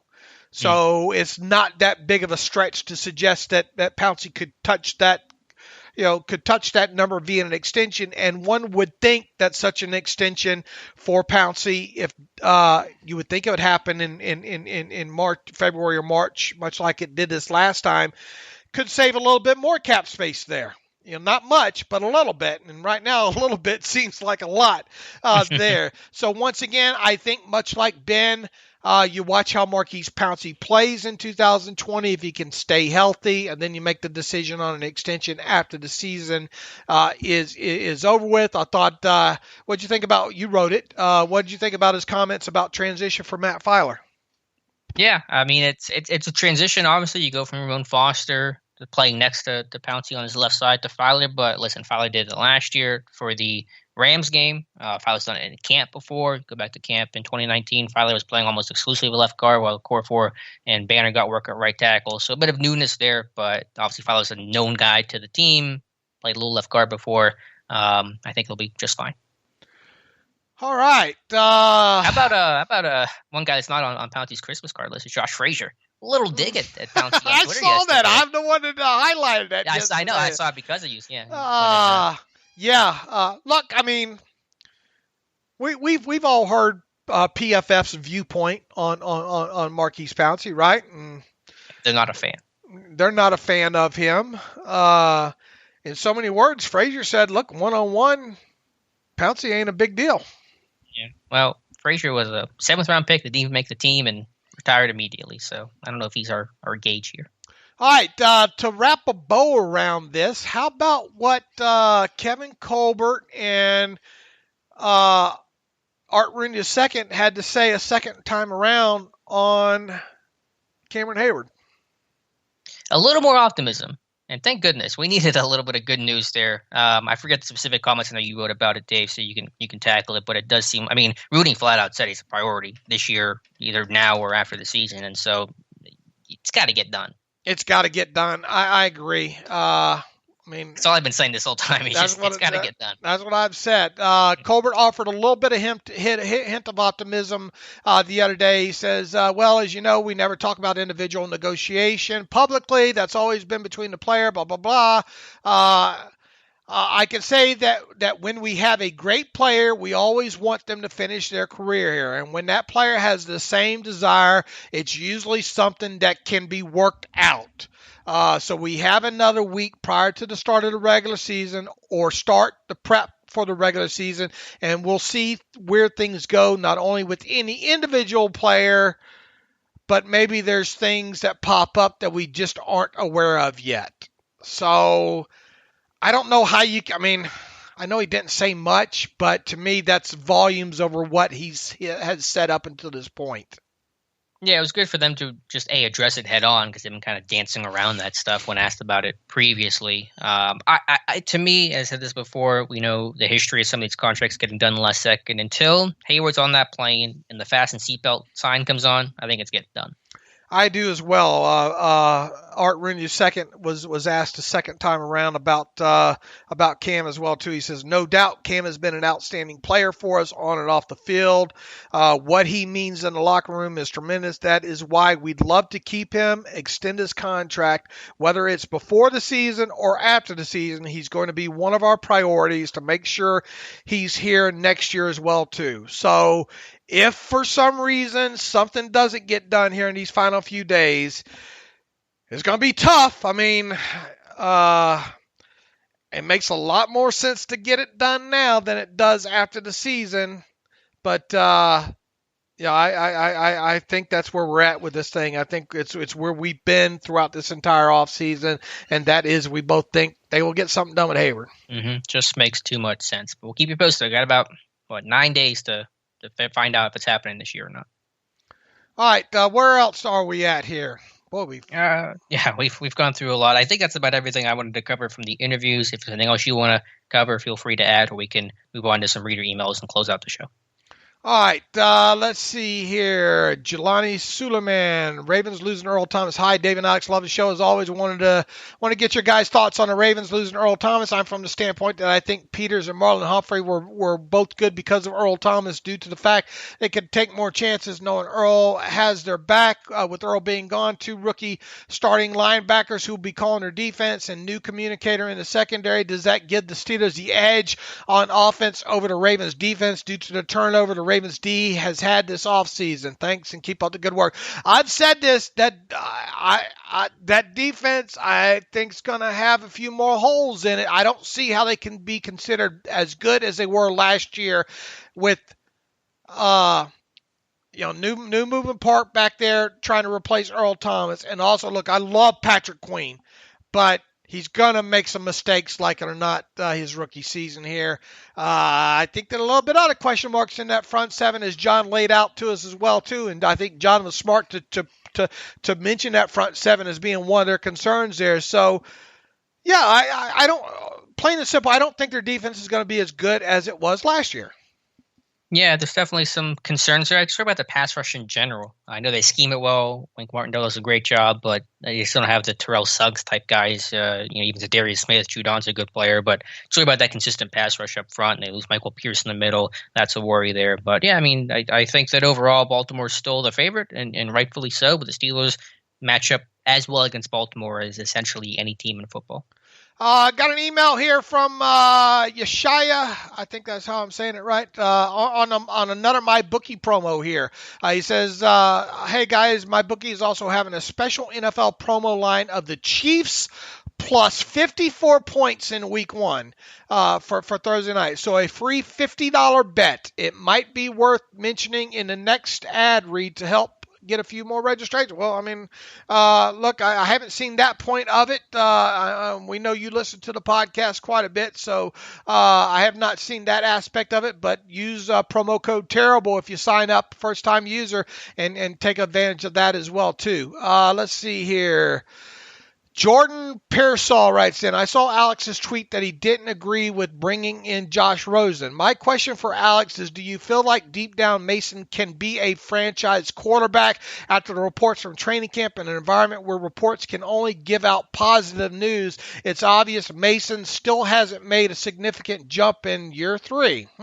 Dave, you were big on Paxton Lynch winning the third quarterback battle, and there's reports that he's missing wide open wide receivers by 10 yards. He can't even beat out Duck, and I'm still not even sure Duck is an NFL quarterback. I guess I can't understand not wanting to trade for Rosen because we will have a lot of needs, so we will need our picks. But if he gets cut, it's almost irresponsible for Colbert to not make the call. Rosen has a higher ceiling than Lynch and Duck at the very least. No, to answer the question about Rudolph, no, I don't have just some sort of confidence that he can be a franchise guy. I've said it before. I'm much less confident in Mason Rudolph than the team is, but that does not mean you bring in Josh Rosen. Where's the confidence to have Josh Rosen as the next franchise guy? It doesn't make Josh Rosen is going to be the savior of this franchise or a franchise quarterback just because Rudolph is having his own problems. So if you want to argue for the vet quarterback, like I said earlier, I think that's a much stronger argument than Rosen. But Josh Rosen and Mason Rudolph are rowing a similar boat. So I don't really know what the compelling reason to bring in, especially for a trade where you're A, giving up picks, B, taking on that contract with that much cap space. Again, if you were a free agent, as we said earlier, a different story. But Josh Rosen is not. It's the shiny quarterback complex. I mean, you saw that from fans last year that Mason can do well, and then they turned on Mason. Let's go to Duck. Let's see what Duck can do. Oh, Duck's doing well. He's not doing too well now. Let's get rid of him. Oh, Paxton Lynch. Let's start Paxton Lynch week 17. Oh, well, Paxton Lynch kind of sucks. I mean, it just kind of happens with every quarterback that you don't know too well. You just kind of hope that he can become the guy, and occasionally he is. But more times than not, he's not, and Josh Rosen's going to be in that camp. I love the narratives that some of our listeners get here. Dave, you were big on Paxton Lynch winning the third quarterback battle. I think I quantified that several times of why Paxton was my guy out as shoot to win the job. It was based only on what Kevin Colbert and Mike Tomlin were pumping, were seemingly pro Paxton Lynch, not so much Devlin Hodges coming out of the season into the offseason. That's all I've had to go on. That was entirely why that decision was made. And I think you've seen ever since that practice on Friday night when Paxton Lynch didn't get any reps in that practice, I had no hesitation on tossing Paxton Lynch onto the trash pile. I just don't get. I think I've explained why Rosen should not be traded for because of the contract. It is a lot more plausible, even though I still don't think it's going to happen. It's a lot more plausible to sign the guy if he is cut and clears to a minimum contract and a minimum contract only. That's the only way I see it plausible on adding him.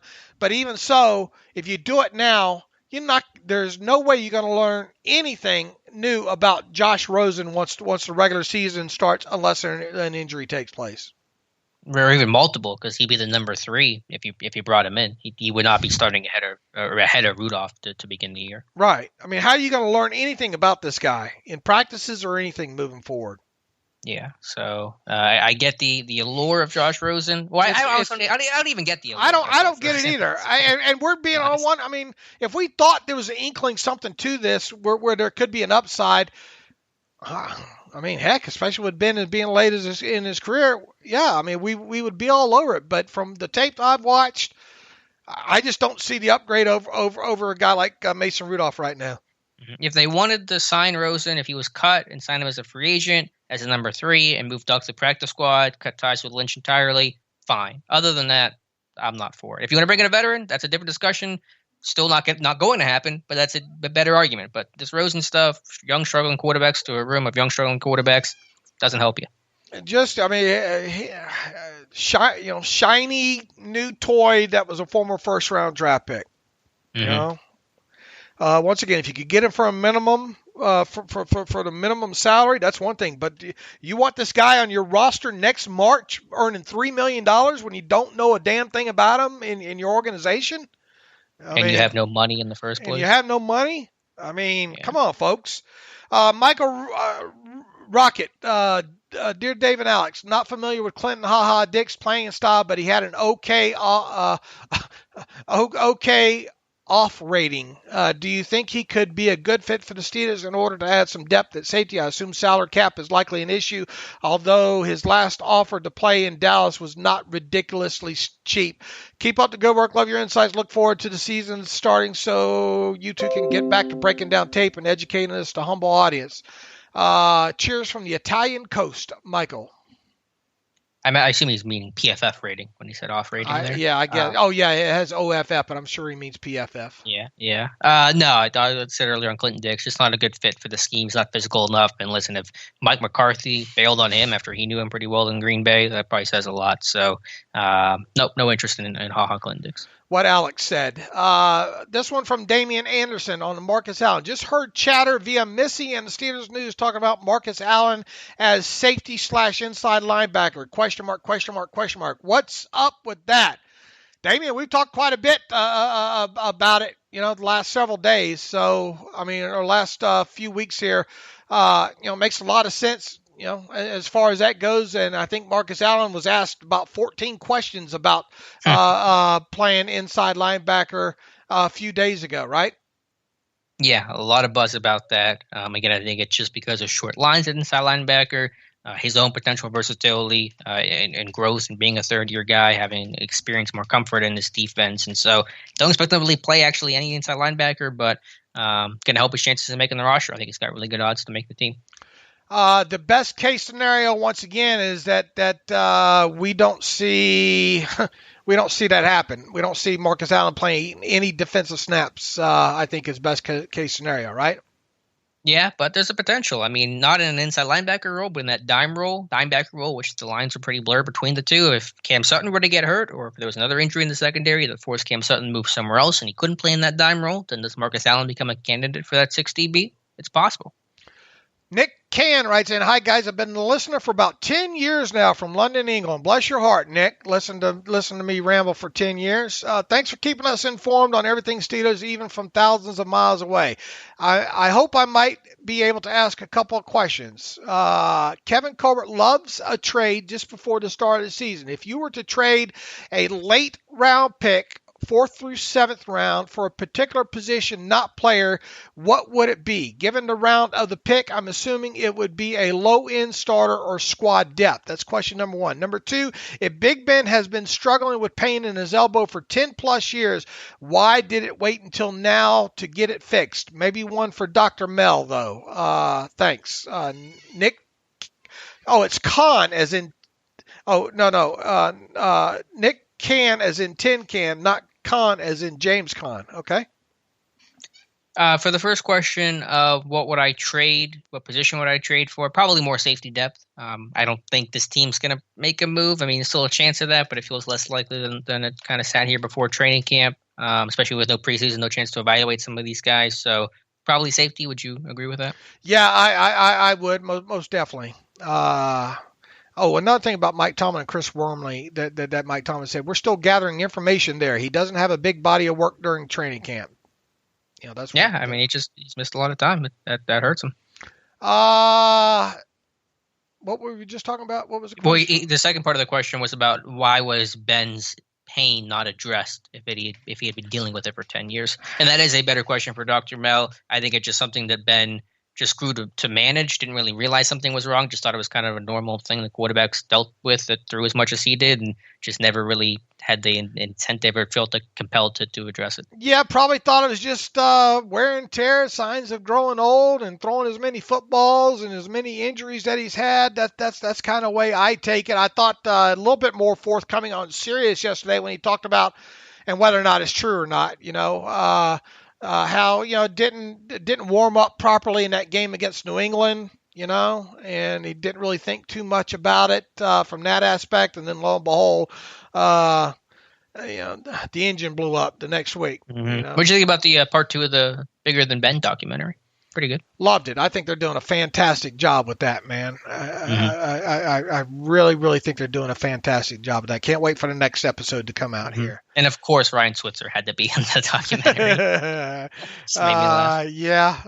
At that concert that they went to there. Yeah. Remember concerts? Remember you go out? That's my favorite part of the documentary. Is just remembering things that I can't do anymore. What kind of concerts would you go to? I've been to. Here's a crazy fact. I've never been to a concert in my life. What? I'm anti-concert. I'm not spending $100 on tickets for music that sounds worse in person than if I can just listen to it on my phone. Oh, Lord, the amount of money I've spent on rock concerts over the years. Oh, Lord. What's the best concert you've ever been to? It's probably one all-timer. That's impossible to answer. All right. Well, what's a couple? Oh, man, I saw Ozzy Osbourne on the Bark of the Moon tour way back in the day when Motley Crue were just getting started. Way back in the day, Motley Crue opened up for Ozzy. You got to remember now, a lot of these I don't have great recollection of for various reasons here. Oh man, Quiet Riot, way back when they were first getting big, I saw a Canadian band who was big at the time, and a girl metal band who was overseas at the time, gaining some following, a band called Girl School and a band called Saga opened up for Quiet Riot probably back in 1983 or 1984. That was just, a tremendous, tremendous show. I saw Kiss open up the Pensacola Civic Center one time in 1983 or 1984. I think it was the Animalized tour, and I think opening up that show was Accept and Crocus. That was a great show. Who could forget Accept? Oh man, Balls to the Wall. Oh man, what an anthem, man. Oh, Accept, Udo. Oh, you don't clown on that you do not know. I don't mean to disrespect Crocus. Oh, Crocus screaming in the night is one of the all-time classic rock songs. But I've now that I've lost half of our younger audience there, but I've made some great. Probably some. I've got a lot of kudos with the older audience. Yeah. Alex, I have seen so many great. I wish I had audio footage, some of the bootlegs from some of these great concerts that I saw. Seen quite a few of them. Hard to believe you've never been to one, right?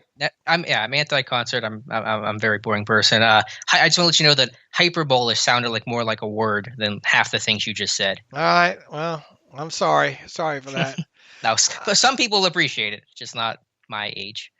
This one from Alex Campbell writes in, so I'm on board with the thought that the Steelers are primed for a good season with such a strong defense and with the return of Ben. My question is this, apart from major injuries, what are the potential issues that could cause this team to have a disappointing season? Could the lack of a real deal starting right tackle be an issue? Is there maybe a player on this roster who you could see taking a step backwards or falling off this year due to age or some other factor? From Alex Campbell. It's a really good question from one Alex to another. And I've tried to take off my black and gold glasses to try to really look at this roster and see some of the holes, not considering injuries, which is part of your question. It's really hard to find those holes. Could it be run defense? Could you lose a little bit something without Javon Hargrave? Could it be just the newness for this group trying to gain chemistry with Ben? Could it just be some overall inefficiency where this group looks good on paper and it just doesn't come together because there are a lot of new pieces and some of these guys haven't worked with Ben at all or hardly at all before? So it is hard to pin down, though, because its roster looks good. But I'll just say general run defense because you're playing AFC North with a couple of great rushing attacks and you better stop the run if you want to win the North. Yeah, look, could you see, could a tackle issue cause, could your right tackle cause you some issues this year? I suppose. We'll get in. I think it's good for more of the preview show to get into some of our biggest concerns about this 2020 team. So why don't we kind of punt on that question and add that into our discussion, as our final show heading into the season. Okay, that's fair. Let's see. One other one here from Richard Jameson. You have been talking about the anticipated roster turnover in the next 1 to 2 years. Who are the 2 or 3 players on each side of the ball who should be the nucleus of the rebuilding process? Look, be careful, Richard. Don't call it rebuild. Call it reload. But it might feel more like a rebuild. Nucleus of a rebuilding process, and who will be the team leaders in 5 years? I'm asking because I'll watch what happens to the contracts of these players. Third train of the podcast going by. 5 years, it's impossible to predict 5 years out, but Watt is always the one that comes to mind that I think we can all agree on. Minkah, you would hope. They're going to lock Minkah down. Not anytime super soon, but whenever the time comes. Who else, Dave? Well, Bush obviously would be a center point of that offense there. So nucleus of the rebuilding process. I think obviously on the defensive side of the ball, Watt, Minkah, and Bush. You got all 3 levels covered there. How about that? What about offense? Offense is harder. Man, the more Kevin Dotson talks, I like him, man. You're really high on Dotson. And obviously moving along with this play, I could see this guy being a 10-year, the new 10-year interior, lineman for this team. Obviously you're going to probably be moving on from Alejandro. I don't see Filer lasting, if he lasts past this season, much longer than that. We'll see what happens with Pouncey's contract after this season. Pouncey won't be here 5 years from now. Right. He said 5 years. The whole line is probably gone 5 years from now. Right. I think your mainstay on your offensive line, is going to be interior. I think it's going to be Dotson, Pouncey, and DeCastro for at least the next couple, and then Dotson past that. Offensively, obviously if Ben gets extended, he's going to stay a focal point and a leader. I think you're going to see. I think Benny Snell is going to be the feature runner of this team starting next year. And then I think obviously Chase Claypool is going to be part of this team along with Deontay Johnson for the next 3 or 4 years. On top of it, I think that has it covered. Yeah, and then if they can re-sign Juju to a long-term deal, I know you're much more pessimistic about that than I am. Then Juju would be in that conversation. But 5 years, this offense will look much different because the offense is just simply a much older group than defense is in most areas. I don't think we've talked about it plenty. I love Juju and Connor. I mean, I like them as people. I like them as players. It's just gonna be so hard to get something done with those two to keep them in the fold past 2020. But we'll see. Stranger things have happened. Thanks for that question, Richard. And I think that's a great stopping point. Boy, we've got a lot covered in this podcast, right? Mm-hmm. And again, our thanks to John Eisenberg for his Ravens insight, and we'll have on hopefully at least Bengals and Browns beat writers next week. Are we doing 3 days a week for next week? Oh yeah, I think we should. So. We'll try to get a beat writer from either the Browns or the Bengals on the Monday show, and then another one on the Wednesday show, and then preview the Thursday night game on the Wednesday show, and then get ready for the Steelers' first game Monday night against the Giants. So, whew. Feels like we did a lot today. In the meantime, until Monday, you can follow me on Twitter at Steelers Depot. You can follow Alex on Twitter at Alex_Kozora. Follow the show at Terrible Podcast. Email the show, theterriblepodcast@gmail.com. If you like what we do and you want to donate to the cause, please go to SteelersDepot.com, hit the donate button, upper right navigational bar to send a secure payment via PayPal that way. Additionally, if you'd like to get an ad-free version of SteelersDepot.com, you can do so by going to SteelersDepot.com, hit the ad-free button, upper right navigational bar. For $25 for 1 calendar year, you can have an ad-free version of the site. Man, thank you for everybody for listening this off season, and man, just listenership continues to climb. Traffic on the site continues to climb. Thanks for all our great contributors, everything. So with that, until Monday, as always, thanks for listening to the Terrible Podcast with Dave and Alex.